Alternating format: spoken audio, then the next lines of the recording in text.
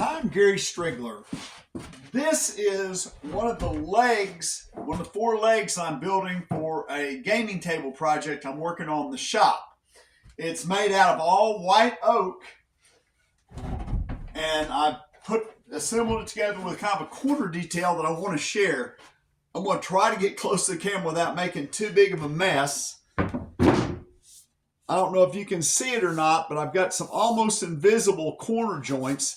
The way that I made those corner joints, if you can look down here at the bottom, I've made kind of a deep 3/4 rebate. It's actually about a 7/8 rebate in the edge of a solid piece, and then I brought another piece inside it.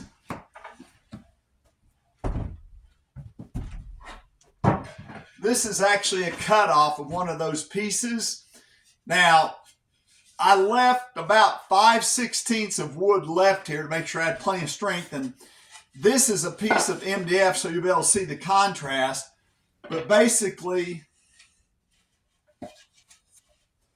this is the joint I was making with glue and a lot of clamping, and then it leaves some material left over to flush trim back. Now, the first time I ever used this technique, I was actually building a mantle, and I had a plywood front leg pilaster, and I just put some little wooden returns notched like that.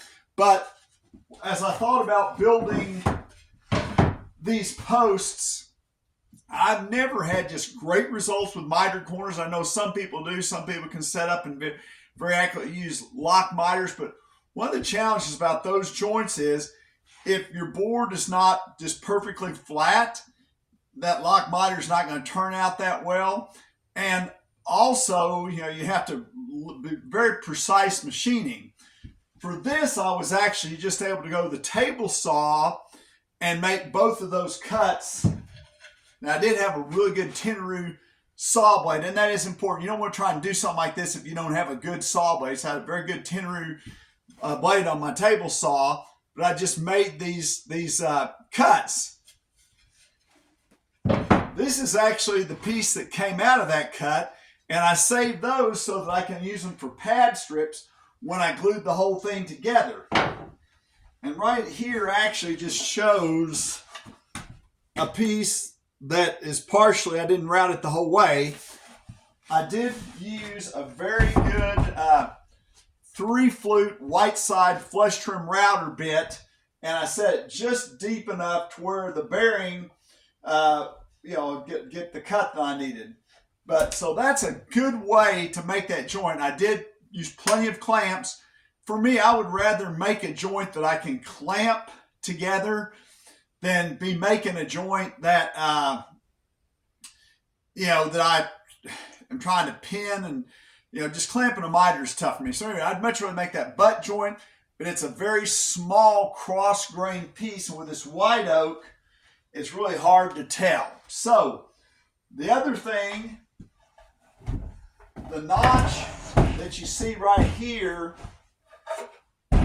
is actually, there's a cross brace that goes in between the two legs to hold it together.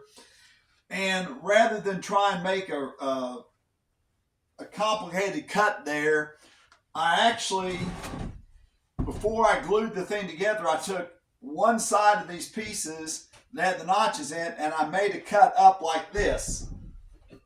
This is actually the piece that came out of one of them.